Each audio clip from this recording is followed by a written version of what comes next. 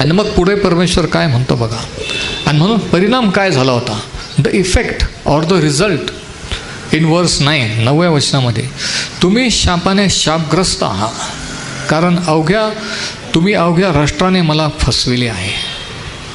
म्हणजे काय, देवापासून जर दूर गेलो, उद्धटपणा बंडखोरी केली, देवाची जर चोरी केली, देवाचा जर देवाला दिलं नाही, तर याचा परिणाम काय होतो, शापग्रस्त होतो. शापग्रस्त होणं म्हणजे काय, किती पैसा आला तरी पुरत नाही. 4 कमवणारे असले, चांगला बिझनेस चाललो तरी कोर्टात पैसे जातात, लुटले जातात, कुठं जातात काहीच कळत नाही, म्हणजे शाप. आणि मग लोक म्हणतात की आमची एवढी कमाई, एवढा इन्कम आहे, पण काहीच हाती लागत नाही, काहीच टिकत नाही, काहीच सेविंग होत नाही. किती जणांचं ऐकलं आहे, कदाचित तुम्ही तसं असाल. आणि त्याचं कारण आहे एकच, म्हणजे शाप. शाप देव देत नाही, पण माणूस देवाविरुद्ध चालला, देवापासून दूर गेला की तो आपोआप शापित होतो. तो म्हणतो की तुम्ही सर्व शापाने शापग्रस्त आहात. आणि कोणाला म्हणतो माहिती आहे का, देवाच्या निवडलेल्या इस्रायल लोकांना. म्हणजे देवाचे लोक शापित होऊ शकतात का, हो. आज असंख्य ख्रिस्ती लोक, नवीन विश्वासणारे, आत्मिक गोष्टी, इतर गोष्टीत यशस्वी आहेत, पण आर्थिक बाबतीत शापाने शापग्रस्त आहेत. क्वालिफिकेशन असून नोकरी मिळत नाही, बिझनेस सगळं चाललं असून पाहिजे तेवढं इन्कम येत नाही, आलेलं इन्कम कुठं जातो कळत नाही. एखादी नोकरी लागली ती टिकत नाही, एखादा धंदा सुरू केला की सोडून परत दुसरा करायचा, परत तिसरा, कोणत्याही बाबतीत यशस्वी होत नाही. हा काय प्रकार आहे, शाप. आणि स्पष्ट रीतीने परमेश्वर म्हणतो की तुम्ही सर्व राष्ट्र शापाने शापग्रस्त आहात. तुम्ही माझ्याकडे न वळल्यामुळे, माझा पाठ न दिल्यामुळे, खोटी भक्ती करत असल्यामुळे तुम्ही शापाने शापग्रस्त आहात. म्हणजे देवाचा पाठ देवाला न देणं म्हणजे शाप ओढवणं आहे. पण मग तू पुढे काय म्हणतो बघा, वचन 10, सेनाधीश परमेश्वर म्हणतो, माझ्या मंदिरात अन्न असावे म्हणून तुम्ही सगळा दशांश तुम्ही भांडारात आणा. म्हणजे मी तुम्हाला आकाश कपाटे उघडून जागा पुरणार नाही एवढा आशीर्वाद वर्षितो की नाही याविषयी माझी प्रतीती पहा. अख्ख्या बायबलमध्ये, अख्ख्या शास्त्रामध्ये एकही वचन, एकदाही परमेश्वर असं म्हणत नाही की ह्या बाबतीत माझी प्रतीती पहा. फक्त देवाला देण्याच्या बाबतीत. तो म्हणत नाही की मी आशीर्वाद देईन, तो म्हणतो देतो की नाही याविषयी प्रतीती पहा. म्हणजे उत्तर तुम्हाला मला द्यायचं आहे, ते करून पाहायचं आणि मग म्हणायचं की खरंच देव आशीर्वाद देतो. किती जणांना समजतं आहे. आकाश कपाटे उघडून, आणि आकाश कपाटे आपल्याला माहिती आहे कधी उघडली होती, नोआच्या काळात ज्यावेळेस जलप्रलय आला त्यावेळेस आकाश कपाटे उघडले गेले. आणि तो म्हणतो, परमेश्वर त्याच्या लोकांना म्हणतो, जर तुम्ही दशांशाने अर्पणे आणलं तर काय होईल, आकाश कपाटे उघडून तुम्हाला मी आशीर्वाद देईन. म्हणजे आकाश कपाटे आपल्याला नाही उघडायची, तो उघडणार आहे. आपण प्रार्थना उपवास करून आकाश कपाटे नाही उघडू शकत. किती जणांना हे माहिती आहे. किती जणांना असं वाटतं की प्रार्थना उपवास केले की काही मिळतं, काही होतं. तसं नाही आहे. प्रत्येक आशीर्वाद, प्रत्येक गोष्टीला काही नियम, काही अटी शर्ती आहे की हे केल्यावर ते होतं. पण जनरल बोगीत आपण चाललो, जनरल कन्सेप्ट काय झालेलं, सर्वसामान्य आपण कसंही जगलं, किती बंडखोरीत जगलं, भ्रष्ट जीवन जगलं, पण कोणीतरी आपल्यासाठी प्रार्थना केली किंवा कोणाला तरी दान दिलं, कोणत्या तरी मिटिंगला गेलो तर आपण आपोआप आशीर्वादित हो. आणि हे चुकीचं शिक्षण आज चाललेलं आहे. आणि लोकांना वाटतं आम्ही दशांश देतो, आम्ही ऑफरिंग देतो, आम्ही हे करतो, तरी का आशीर्वादित होत नाही. पहिली कंडिशन या वचनात, 7व्या वचनाने, की परमेश्वर तो माझ्याकडे वळा म्हणजे मी तुमच्याकडे वळेन. देवाकडे न वळता रस्त्यावरचा माणूस, विधर्मी माणूस देखील देवाला देऊ शकतो, पण ते देणं त्याला मान्य नसतं, त्याच्यात आशीर्वाद मिळत नसतो. देवाला आपले पैसे नको आहेत, आपण पाहिजे आहेत. तुमची भक्ती, तुमचा वेळ पाहिजे. जे रविवारी कामधंद्यात बिझी असतात त्यांनी लक्षात घ्या, जर खरंच समृद्धीत चालायचं असेल, खरंच देवाला प्रथम स्थान द्यायचं असेल, तर पहिला बिझनेस आहे का पहिलं देवाची भक्ती आहे, याचा तुम्ही विचार करा. आणि मग विचारा की माझ्या प्रार्थनेचे उत्तर का मिळत नाही, आमचे प्रॉब्लेम का सुटत नाही. स्वतः देवाकडे वळा, स्वतः पश्चाताप करा. दुसऱ्यांच्या प्रार्थनेवर, दुसऱ्यांच्या भरोश्यावर राहू नका. दुसऱ्यांच्या आज्ञापालनाने आपण समृद्ध नाही होत. Praise the Lord. आपण आपल्या आज्ञापालनाने. तर तो म्हणतो की असं जर केलं तर 10व्या वचनात 10-11 ह्या वचनामध्ये 3 प्रकारचे आशीर्वाद देण्याचे परमेश्वर कबूल करतो. पहिल्याने तो म्हणतो की मी आकाश कपाटे उघडेन, म्हणजे कोणतंही अडखळण वरून स्वर्गातून माझ्याकडून तुम्हाला असणार नाही आहे. Windows of haven will be open. आणि आकाश कपाटे जर तुमच्या डोक्यावरचे बंद असले ना, तुम्ही किती उपास प्रार्थना केली तरी काही फायदा होत नाही. म्हणून पहिली गोष्ट देवाकडं वळणे, आपली चूक, आपण पापी आहोत हे कबूल करू, त्याला क्षमा मागणे, त्याच्याकडे येणे. बरेच लोकांना आशीर्वाद पाहिजे पण आशीर्वाद देणारा नको आहे. आणि म्हणून मी नेहमी विचारत असतो, तुम्हाला आशीर्वाद पाहिजे का आशीर्वाद देणारा पाहिजे. चर्चला येऊन कोणत्या तरी मिटिंगला जाऊन आशीर्वाद घेऊन पळून जायचं का देवाकडं वळून त्याच्या मार्गात चालत, हा ज्याचा त्याचा प्रश्न आहे. आणि ज्याच्या त्याच्या समर्पणावर, वळणावर समृद्धी अवलंबून आहे.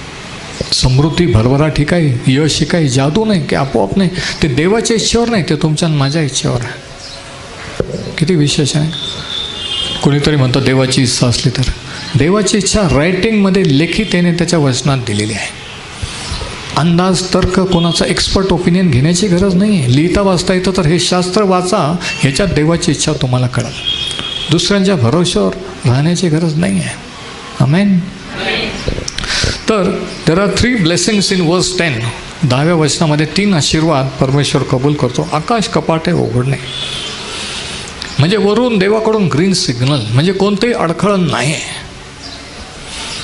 दुसरी गोष्ट वचन 11 मध्ये तो असं म्हणतो, तुमच्या भूमीच्या पिकाची नासाडी होऊ नये म्हणून ते खाऊन टाकणाऱ्याला मी तुम्हासाठी धमकावीन.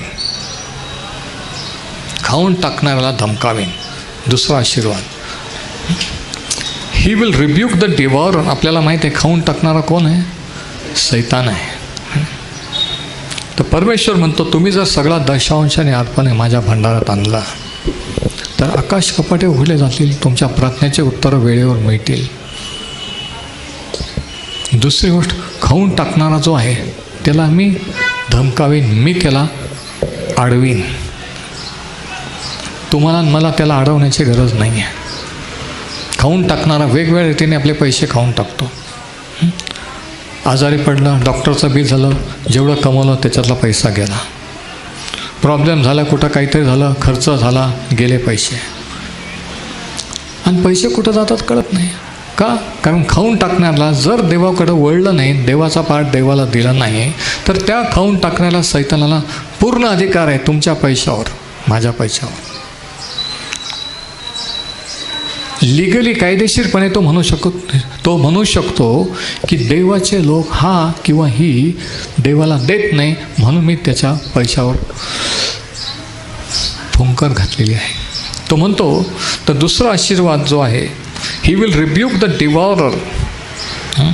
म्हणजे प्रत्येक फोर्स, प्रत्येक गोष्ट, प्रत्येक घटना अचानक घडणारी ज्याच्यामधून पैसे खर्च होणे, म्हणजे हळूच तो खाऊन टाकणार येतो आणि खाऊन टाकतो.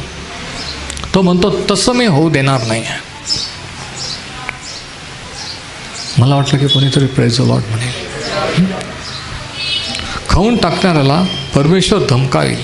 आणि मग तिसरा आशीर्वाद 12व्या वचनामध्ये आहे, वर्स 12, मलाखी 3 आणि 12. 11 वचन आणखी एक गोष्ट बघू आपण, तुमच्या भूमीच्या पिकाची नासाडी. आता हे जे शेतकरी त्यांच्यासाठी लागत, तुम्ही म्हणाल माझं शेत नाही, मी शेतकरी नाही, तुम्ही नाही आहे. पिकाची नासाडी न होणं म्हणजे काय? की जो काही इन्कम, जे काही आपण कमवतो ते न पूर्ण, आपण जरी शेतकरी नसलो पण आपल्या पिकाची नासाडी म्हणजे आपल्या कमाईची नासाडी, व्यर्थ खर्च, आणि तिसरा आशीर्वाद जो आहे वचन 12 सर्व राष्ट्रे तुम्हाला धन्य म्हणतील,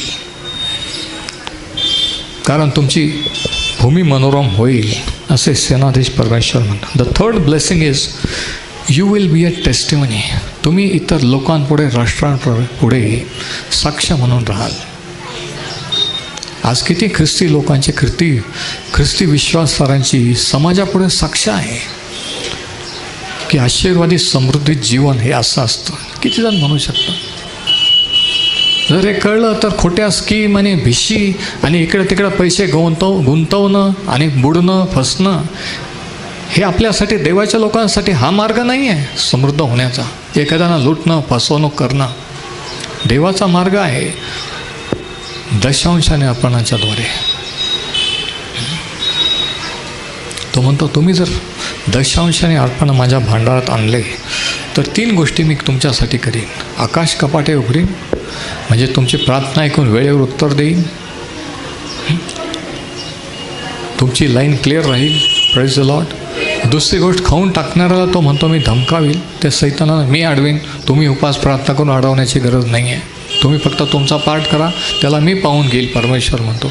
आणि तिसरी गोष्ट 12व्या वचनाचं सांगतो की सर्व पृथ्वीवरील राष्ट्र किंवा इतर जाती धर्माचे, समाजाचे लोक ज्यांच्यात आपण वावरतो, काम करतो, राहतो, ते आपल्याला धन्य किंवा आशीर्वादित म्हणतील. आपण त्यांच्याकडे पाहायचं नाही आहे तर ते आपल्याकडे पाहतील. Praise the Lord. ते विचारतील की या इन्फ्लेशनमध्ये, वाढत्या महागाईमध्ये, आर्थिक बिकट परिस्थितीमध्ये आपण कसं होऊ काय करू शकतो? उत्तर त्यांच्याजवळ नाही, आपल्याजवळ आहे, देवाच्या वचनात आहे. पण हे माहीत नसल्यामुळे आपण त्यांची कॉपी करतो. आपण जगाच्या मार्गाने समृद्ध होतो. आपल्याला वाटतं की त्याच खोटं बोललं, खोटं काहीतरी केलं तरच समृद्धी आहे, पण तसं नाही आहे. आणि हेच सत्य, म्हणून ह्या सत्याची आज चर्चला, मंडळीला गरज आहे. समृद्धी कशी येते? की चर्चला रविवारी यायचं आणि सोमवार ते शनिवार काहीही करायचं नाही.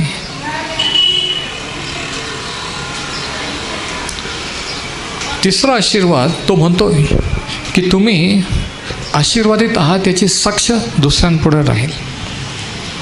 आणि किती जणांना त्याचे साक्ष? प्रभू येशू म्हणतो की तुम्ही माझे साक्ष व्हाल. साक्ष द्याल नाही, साक्ष व्हाल. साक्ष देणं वेगळं, साक्ष होणं वेगळं. म्हणजे मी साक्ष न देता जिथं मी काम करतोय, माझी परिस्थिती कशी, आर्थिक स्थिती कशी, हे लोक पाहतात आहे, ती माझी साक्ष, ती तुमची साक्ष आहे ना. आपल्याला त्याचे साक्ष व्हायचं आहे. आणि ह्या बाबतीत सुद्धा, आमेन, ह्या बाबतीत सुद्धा आपण साक्ष होऊ शकतो की देव कर्जातून मुक्त करणारा देव आहे. आर्थिक बंधनातून मुक्त करणारा, आर्थिक शापातून मुक्त करणारा देव आहे. शास्त्र शिकवतं की दारिद्र्य हा शाप आहे. प्रभू येशूने ज्यावेळेस वधस्तंभावर तो मरण पावला, शास्त्र सांगतं की त्याने आपले शाप त्याच्यावर वाहिले. गलतीकरास 3:13 आणि 14. त्या सर्व शापामध्ये त्याने आपले पाप, आपले दुखणे, आजार आणि दारिद्र्य हा शाप देखील वाहिलेला आहे.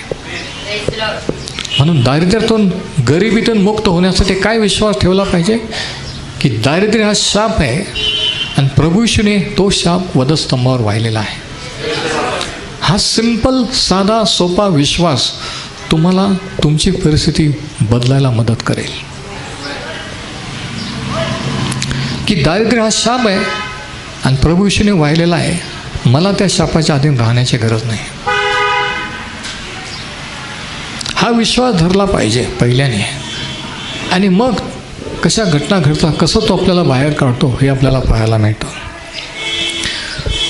आणि अशी स्थिती इस्रायलाची हग्गाई संदेष्टा जगात असताना तेव्हा पण होती. आणि म्हणून हग्गाईच्या पुस्तकामध्ये याचं वर्णन, देवाच्या लोकांच्या आर्थिक परिस्थितीचं वर्णन केलेलं आहे. हग्गाईचं पुस्तक याचा पहिला अध्याय आणि याच्या त्यांनी लक्ष द्या. हग्गाई 1 आणि वचन 5. आता सेनाधीश परमेश्वर म्हणतो तुम्ही आपल्या मार्गांकडे लक्ष पुरवा. म्हणजे काय? विचार करा तुमचं काय चाललेलं आहे, कसं चाललेलं आहे, काय करत आहात. काय करायला पाहिजे आणि ते करत नाही आहे. तो म्हणतो तुम्ही आपल्या मार्गाकडे लक्ष लावा. Consider your ways. कारण बरेच वेळेस आपण स्वतःच्या मार्गाकडे, आपण दुसऱ्यांच्या मार्गाकडे पाहतो नाही का. आपण दुसऱ्यांवर लक्ष ठेवतो की तो देवापासून दूर गेला, हे भ्रष्ट जीवन जगते, तो खोटं. पण आपलं काय? परमेश्वर म्हणतो की तुम्ही तुमच्या मार्गाकडे लक्ष लावा.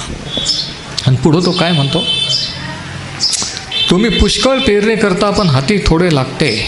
म्हणजे तुम्ही पुष्कळ कमवता पण टिकत नाही. पुढे तुम्ही खाता पण तृप्त होत नाही. तुम्ही पिता पण तुमची तहान भागत नाही. तुम्ही कपडे घालता पण त्यांनी तुम्हाला ऊब येत नाही. मजूर मजुरीने पैसा मिळवून जसं काय भोग पडलेल्या पिशवीत टाकतो.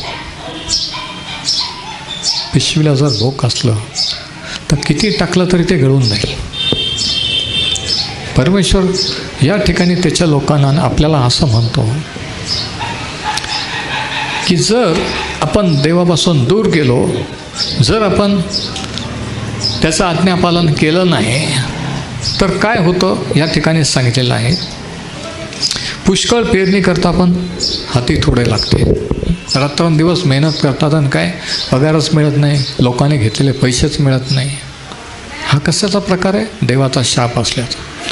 हा प्रार्थना करून नाही सुटत, हा ज्याने त्याने पश्चाताप करून देवाकडे आल्याने सुटतो. Praise the Lord. पण आपण पश्चाताप करता काही लोकांना वाटतं की ब्रदर प्रार्थना करतील, दुसरे प्रार्थना करतील, माझी परिस्थिती सुधारेल. तसं नाही आहे.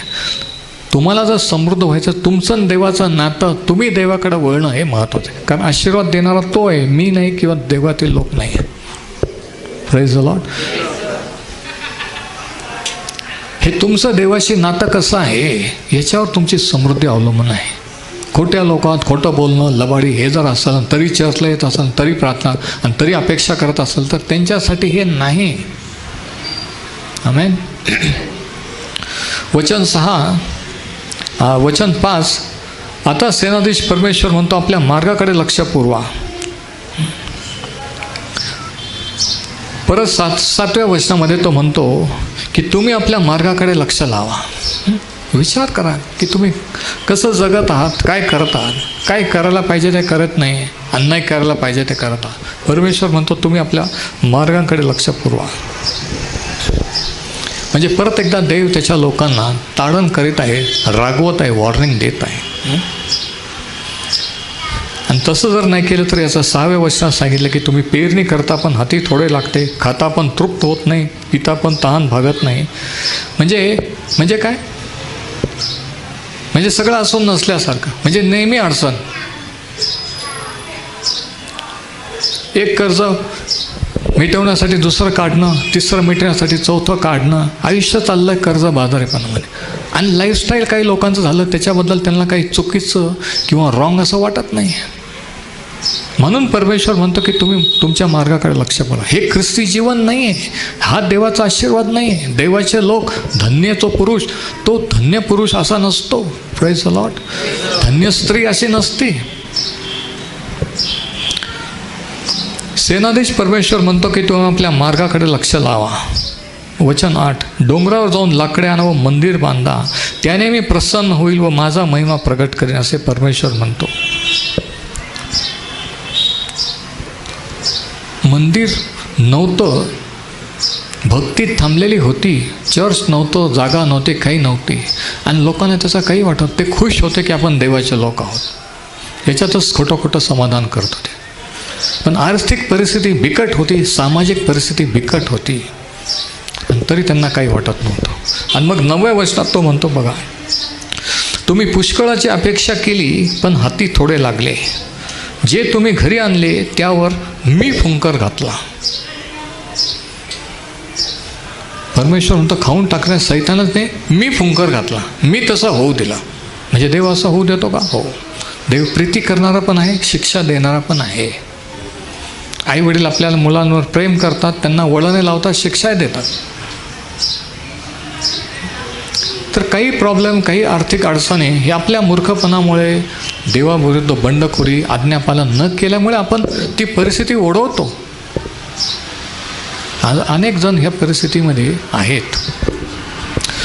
तो म्हणतो तुम्ही अपेक्षा केली पण हाती थोडे लागले, घरी आणले त्यावर फुंकर घातला, हे का असे सेनाधीश परमेश्वर म्हणतो, कारण हेच मी माझे मंदिर ओसाड पडले असून तुम्ही प्रत्येक आपल्या घरासाठी धडपड करीत आहात.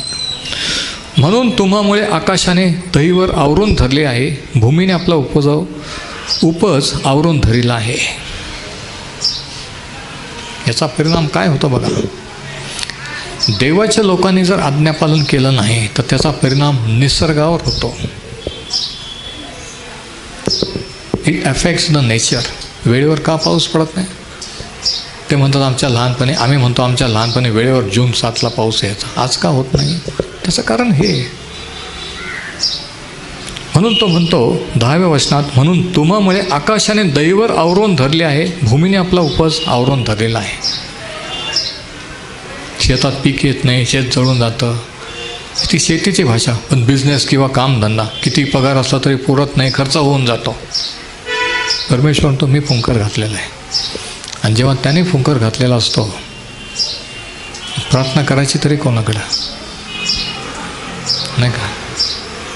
ज्या देवाने जर हे आणलेलं आहे, मग कोणत्या देवाची प्रार्थना करायची आणि कसं काय तो ऐकेल? तुम्ही आपल्या मार्गाकडे लक्ष लावा. वचन 11, मी देशावर अवर्षण बोलावले आहे, पर्वतावर, पिकांवर, द्राक्षरसावर, तेलावर, भूमीच्या उपजावर, माणसावर, पशुवर व तुमच्या हातच्या सर्व कमाईवर अवर्षण बोलावले आहे. तो लास्ट पार्ट पाहिजे तर अंडरलाईन करा. तुमच्या हातच्या सर्व कमाईवर, हे शब्द अंडरलाईन करा.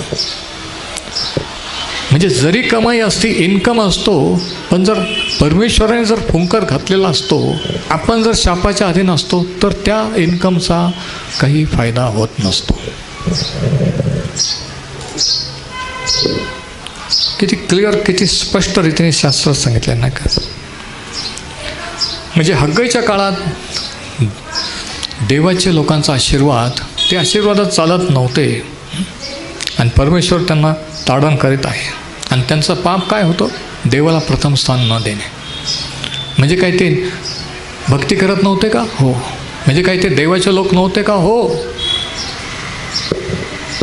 पण त्यांचं पाप होतं देवाकडे न वळणे, देवाला जीवनात प्रथम स्थान न देण्या, पैशाला, कामधंद्याला, एंटरटेनमेंटला, मित्रमंडळीला प्रथम स्थान देणं, त्यांना आपले देव करणं. माझ्यासमोर तुला अन्य देव नसत, म्हणजे ॲक्च्युली मूर्तीच करायला पाहिजे असं नाही. जी कोणती व्यक्ती देवाचं स्थान घेते ती तुमची मूर्ती आहे. देवाच्या भक्तीच्या दिवशी कामावर जाणं किंवा बिझनेस करणं म्हणजे ती तुमची मूर्ती झाली, म्हणजे एक प्रकारची मूर्तीपूजा झाली. जी कोणती व्यक्ती देवाने आपल्यामध्ये आड येते ती आपली मूर्ती आहे. तो पैसा असो, व्यक्ती असो, कोणी असो. आणि ह्या लोकांचा पाप होतो, त्यांनी देवाला प्रथम स्थान दिलेलं नव्हतं आणि म्हणून ही कंडिशन अशी झालेली होती. याचा परिणाम असा झालेला होता. आणि म्हणून याच्यावरचा उपाय परमेश्वर काय सांगतो बघा. तो म्हणतो की तुम्ही सगळा दशांश, म्हणा सगळा. मलाकी 3 आणि 10 मध्ये परमेश्वर म्हणतो की तुम्ही सगळा दशांश माझ्या भांडारात आणा. आता दशांश म्हणजे काय? दशांश म्हणजे 10वा भाग, एक स्पेसिफिक अमाऊंट. उत्पन्नाचा 10वा भाग हा परमेश्वराचा आहे. देतो म्हणजे आपण मेहरबानी करतो असं नाही आहे. देत नाही म्हणजे आपण चोरी करतोय, हे लक्षात घ्या. किती वर्षापासून देवाची चोरी करत आलेला याचा विचार करा. So what is a tithe? It is a 1/10 of our income. नीतिसूत्रे 3, 9 आणि 10 म्हटलं की तुम्ही आपल्या प्रथम फळाने परमेश्वराचा आदर करा. म्हणजे तुझी द्राक्षरसे, द्राक्षकुंडे भरून वाहतील. Proverbs 3, 9 and 10. म्हणजे देवाला देणे म्हणजे देवाचा आदर करणे. हे आदराचं, ऑनरचं प्रतीक आहे. देवाला न देणे, दशांश अर्पणे म्हणजे देवाचा मान करीत नाही, आदर करीत नाही. चर्चला येतात, बायबल वाच, सगळं करतात, पण ह्या बाबतीत नाही. आणि म्हणून ह्या बाबतीत त्यांचं जीवन अडचणीचं आहे. जर आर्थिक परिस्थिती सुधारायची तर काय केलं पाहिजे? आर्थिक समृद्धीत चालायचं काय केलं पाहिजे ह्याच्याबद्दल आपण बोलत आहोत. शास्त्र काय सांगतं हे पाहत आहोत. दुसरी गोष्ट, दशांश देण्याची जी आज्ञा ही नियमशास्त्रात आली, पण दशांश हा नियमशास्त्राच्या अगोदरपासूनचा आहे. उत्पत्तीचं पुस्तक याचा 14वा अध्याय, या ठिकाणी अब्रामाच्या जीवनात घडलेली एक घटना आहे. जेनेसिस चॅप्टर 14 आणि वचनं 18 ते 20. उत्पत्तीचं पुस्तक याचा 14वा अध्याय आणि 18 ते 20. आणि इथं असं लिहिलेलं आहे, आणि शालेमाचा राजा मल्कसीदेक भाकर घेऊ व द्राक्षरस घेऊन त्याला समोर आला. बघा,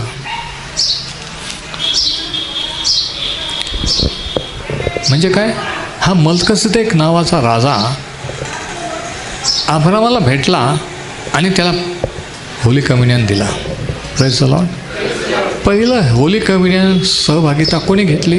अब्रामाने. आणि त्याला ते कोणी दिली? प्रत्यक्षात मल्कसीदेक हे प्रभू येशूचं एक रूप. जर शास्त्रात सांगितले की तो जगात जन्मण्यापूर्वी त्याचे येणे प्राचीन काळापासून आहे.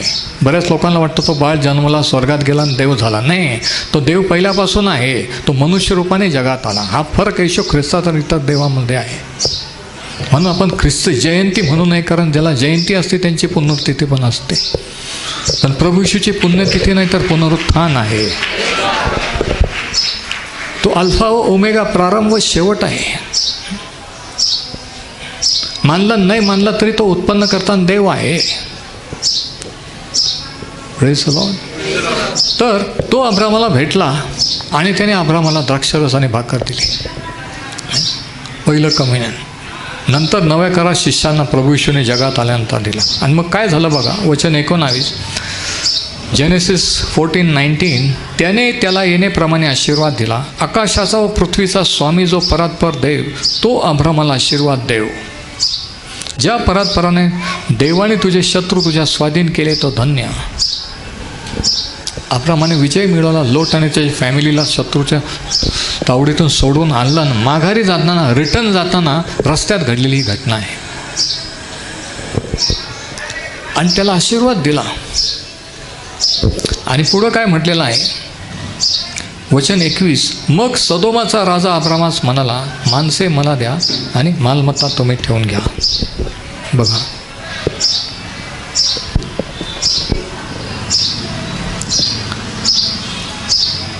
वचन 20. ज्या परात्पर देवाने तुझे शत्रू तुझ्या स्वाधीन केले तो धन्य. आणि आता आहे का, तेव्हा अब्रामाने त्याला अवघ्याचा 10वा भाग दिला. पहिला दशांश कोणी दिला? Praise the Lord. पहिलं कम्युनियन कोणी घेतलं? अब्रामाने. किती विशेष आहे नाही का. ते म्हणतात आपण नव्या करारात राहतो, आणि म्हणून काही लोक छोटंसं नवा करारच घेऊन फिरत असतात. ते कधीच त्यांच्याजवळ फुल बायबल नसतं, म्हणून ते कधी परिपूर्ण होत नाहीत. छोटंसं बायबल खिशात पर्समध्ये असतं, जे कधी वाचलं जात नसतं. फक्त आहे, तुझ्याजवळ बायबल आहे का? आहे, हे बघा. पण ते वाचायचं नाही, त्याचं समजून घेण्याची इच्छा नाही, काही नाही. आणि उलट विचारायचं की आमची परिस्थिती का सुधारत नाही, आमच्यासाठी प्रार्थना करा. आणि म्हणून मी म्हणत असतो की प्रार्थना जादू नाही आहे.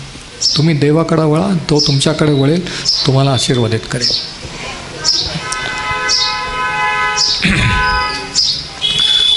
तर अब्रामाने त्या शालेमाचा राजा जो मल्कीसदेक, जो प्रभू येशूचं एक रूप होतं, ज्या रूपाने तो आला, अब्रामाला भेटला, त्याला अवघ्याचा 10वा भाग दिला. म्हणजे त्याने जो आशीर्वाद त्याला दिला अब्रामाला, त्याचा प्रतिसाद, हाऊ डिड अब्राहम रिस्पॉन्ड? 10वा भाग त्याला दिला. म्हणजे दशांश देणं काय आहे? देवाने जे आपल्याला आशीर्वादित केलेलं आहे ख्रिस्त येशूमध्ये, त्याविषयी आपली प्रतिक्रिया, त्याविषयी आपला प्रतिसाद. दशांश देत नाही म्हणजे देवाने आशीर्वादित केलेलं आहे त्याला प्रतिसाद देत नाही. म्हणून tithes or tithing is a response to God. How did Abraham respond? By giving 1/10. अब्रामाने कसा प्रतिसाद दिला त्याच्या आशीर्वादाला?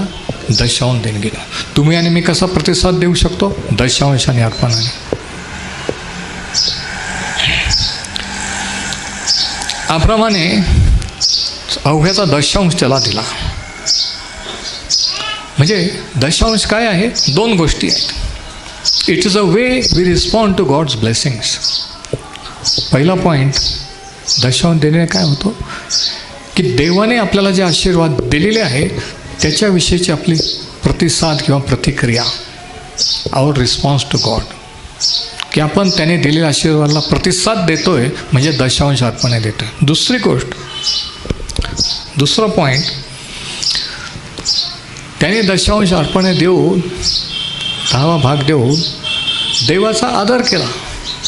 तो मल्कीसेदेक, तो शालमाचा राजा, जो प्रभू येशू ख्रिस्त या रूपाने आलेला, त्याचा आदर केला.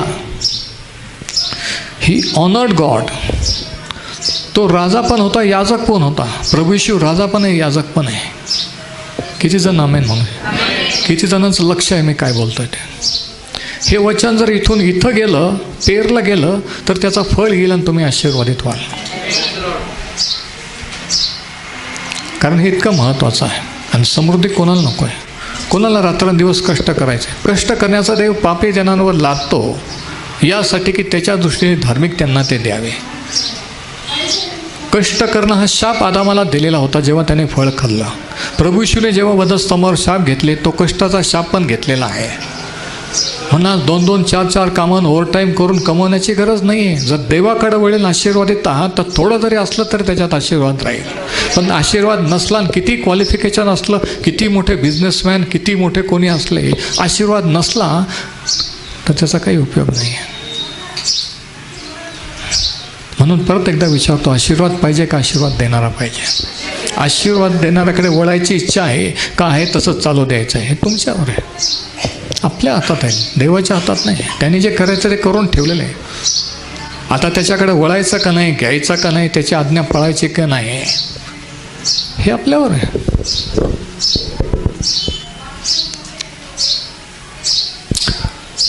तर tithing is 2 things. It is a way to respond to God's blessings. And secondly, it is a way to honor God and His priest. दशांश काय आहे? देवाला प्रतिसाद. आणि दुसरी गोष्ट, देवाचा आणि त्याच्या याजकांचा किंवा त्याच्या लोकांचा आदर. पण कोणीतरी म्हणेल हे तर जुनं करत आहे ब्रदर, आपण नव्या करत राहतो. ते अब्रामाने तेव्हा केला. जरा गलतीकरास पत्र 3रा अध्याय आणि 29-29 वचन बघा. गलतीकरास पत्र 3रा अध्याय 19व्या वचनामध्ये काय लिहिलेलं आहे बघा.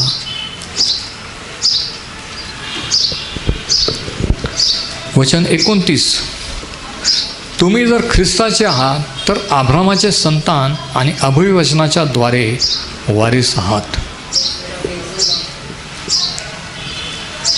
शास्त्र काय सांगतं? तुम्ही जर ख्रिस्ताचे आहात, आपण जर ख्रिस्ताचे आहोत तर आपण आपोआप अब्रामाची आत्मिक संतान आहोत. आपोआप अब्राम आपला नातेवाईक झालेला आहे. Praise the Lord. आपण जरी भारतीय असले, कोणत्याही जाती धर्मातून आलेलो असलो तरीही अब्रामाचे संतान आहोत. आपला आत्मिक पिता अब्राम आहे, शास्त्र शिकवतो. मग अब्रामाने जे आज्ञापालन केलं, जो विश्वास धरला, आपण जर त्याची मुलं आणि मुले तर आपण ते करू नये का? म्हणून दशांश दिल्याने आपण अब्रामाचे संतान आहोत हे आपण सिद्ध करतो. जे देत नाही ते सिद्ध करतात की आम्ही देवाच्या ख्रिस्ताचे नाही आहेत म्हणून ते देत नाही. इतकं सोपं आहे ते. पण जे देतात आणि माहीत नाही त्याच्यामुळं काही मिळत पण नाही, होत पण नाही. म्हणून माहीत पाहिजे की का द्यायचं, का आपण जे करतो ते का करायचं. उगीच लोक करतात म्हणून करायचं नाही. कोणीतरी म्हणतो की मग दशांश अर्पणे दिले पाहिजे, चर्चमध्ये ऑफरिंग घेतात म्हणून द्यायचं, तसं नाही आहे. ते माहीत पाहिजे की हे दिल्याने काय होतं, आपण काय करतो आहे, आपल्याला काय रिटर्न मिळणार आहे, तेव्हा ते देणं आशीर्वादित होतं. आमेन. तर नव्या करारामध्ये आपण पाहतो की आपण अब्रामाची संतान आहोत आणि आपल्याला त्याच्या विश्वासात चालायचं आहे. आणि इब्री लोकास पत्राचा 7वा अध्याय बघा. Hebrews chapter 7.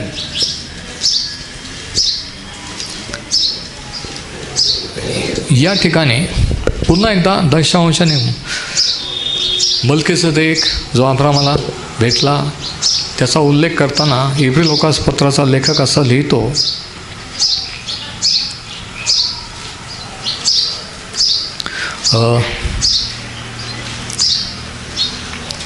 सहावं वचन, परंतु जो त्यांच्या वंशातला नव्हता त्याने अब्रामापासून दशांश घेतला आणि ज्याला वचने मिळाली होती त्याला त्याने आशीर्वाद दिला.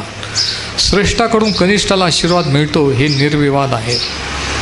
आणि आता ऐका 8वं वचन, हिब्री लोकासपत्र 7वा अध्याय 8वं वचन, इकडे पाहिले असता मर्त्य माणसांना दशांश मिळतात. इकडे म्हणजे इकडे पृथ्वीवर मर्त्य माणसं आमच्यासारखे सेवक त्यांना दिलं जातं सेवेच्या कार्यासाठी. पण तिकडे पाहिले असता, वचन 8, तिकडे म्हणजे स्वर्गात, तिकडे पाहिले असता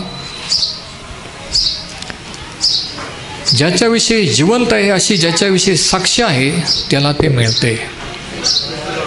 इकडं आपण चर्चमध्ये देवाच्या लोकांना देतो, देवाचा आदर करतो, पण तिकडं कोणाला मिळतं? प्रभू येशू ख्रिस्त जो आपला मुख्य याजक आहे, मल्कीसेदेक आहे, त्याला ते मिळते. दशांश 9व्या करारात शिकवलेला आहे का? हो. काही लोक शिकवतात की दशांश तेव्हा होता आपल्यासाठी, ते नियमशास्त्र प्रभू येशूने रद्द केलं, हे पण रद्द केलं. दशांश नियमशास्त्राची आज्ञा नव्हती, आज्ञा देण्यापूर्वी अब्रामाने दशांश दिलेला आहे. म्हणून दशांश आणि अर्पणे ह्या रीतीने आपण समृद्ध होऊ शकतो. तर पहिली गोष्ट, दशांश म्हणजे काय? उत्पन्नाचा 10वा भाग. दुसरी गोष्ट, दशांशाची सुरुवात अब्रामाने केली. दुसरा पॉईंट, नियमशास्त्रात tithing began with Abraham before the law.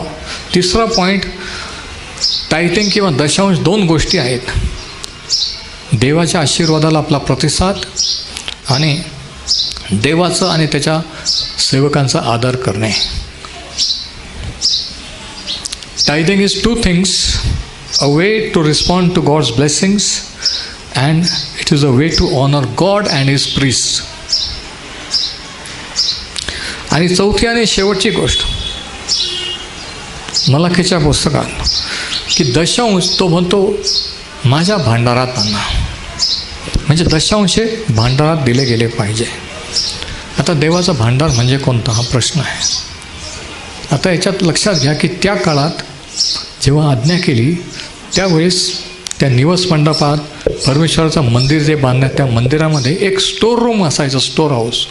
लेवीचे वंश हे देवाचं ऑफरिंग घेऊन देवाच्या लोकांना त्याचं वचन सांगत होते. आणि म्हणून लेवी वंशाचे लोक जे सेवा करीत होते त्याच्यातूनच ते याजक होत होते. म्हणून दशांश इस्रायल लोक त्यावेळेस लेवीच्या वंशातून झाल्याची आणि शेतातले उपवास हे सर्व स्टोर रूममध्ये ठेवलं जातं. त्या मंदिरामध्ये एक स्टोर हाऊस किंवा स्टोर रूम होतं आणि तिथं देवाचे लोक इस्रायल भक्ती करायला येत होते आणि त्या ठिकाणी दशांश देत होते. मग आज देवाचा स्टोर रूम किंवा भांडार कोणता आहे? देवाची मंडळी किंवा चर्च. त्या स्टोर रूममध्ये मंदिरातल्या त्याच्यातून देवाचं मंदिर बांधण्यासाठी देवाची सेवा करणाऱ्या याजकांच्या गरजा पुरवल्या जात होत्या. त्याच्यासाठी त्या दशांश. आणि आज देवाचं भांडार गॉड स्टोर हाऊस कोणतं आहे? जिथून तुम्हाला खायला बी मिळतं आणि पेराला बी मिळतं. Praise the Lord. What is a store house? चौथा पॉईंट की दशांश स्टोर हाऊस किंवा भांडारात आणलं पाहिजे. स्टोर हाऊस म्हणजे काय? की the place from which you obtain seed to sow and seed to it. देवाचा भांडार कोणतं? जिथं जे देवाचे सेवक, याजक, गोरगरीब यांना तिथून पुरवठा होत होता ते देवाचं, आणि ते मंदिरात होतं. आणि आज देवाचं मंदिर कोण आहे? आपण आहोत. चर्च म्हणजे बिल्डिंग नाही आहे. शास्त्र सांगतं की देव हाताने बांधलेल्या मंदिरात राहत नाही, तो अदृश्य आहे, तो आत्मा आहे. आपण त्याच्याकडे आल्यावर त्याचा आत्मा आपल्यामध्ये राहतो. आपण एकत्रित आल्यावर हे त्याची मंडळी होते, हे त्याचं मंदिर. म्हणून चर्च इज अ टेम्पल.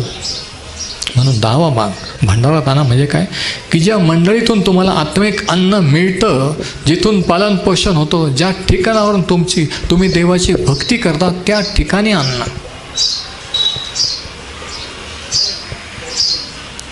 आणि म्हणून काय भक्ती करायला एक चर्च किंवा एक ठिकाण पाहिजे. बरंच जणांना तसं नाही आहे.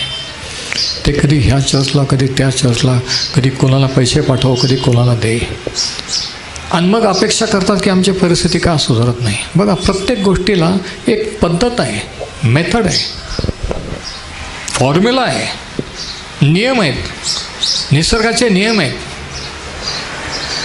एवढी टाकली की तो अंधांतर नाही राहणार, तो खाली पडणारच. That is a law. तसे देवाच्या वचनाचे नियम आहेत की हे जर केलं तर ते होईल, नाही तर आपोआप प्रार्थना करून होणार नाही आहे. म्हणजे काय पाहिजे त्याच्यासाठी आपण काय केलं पाहिजे हे जर कळलं तर आपल्याला ते मिळू शकतं. Praise the Lord. पण जोपर्यंत कळत नाही तोपर्यंत आशीर्वादित आपण होऊ शकत नाही. तोपर्यंत आपण देवाला प्रश्न विचारत राहतो आणि वाट पाहत राहतो की एक दिवशी परिस्थिती बदलेल. एक दिवशी ज्या दिवशी आपण त्याच्याकडे वळतो, त्याचा आदर करतो, दशांश अर्पण आहे, त्या दिवसापासून तो आपली परिस्थिती बदलायला लावतो. आणि दशांश दिल्याने आपण देव आपला सोर्स किंवा स्रोत आहे हे आपण कबूल करतो. तर देवाचं भांडार, देवाची मंडळी, देवाच्या लोकांना एकटं राहण्याची गरज नाही आहे.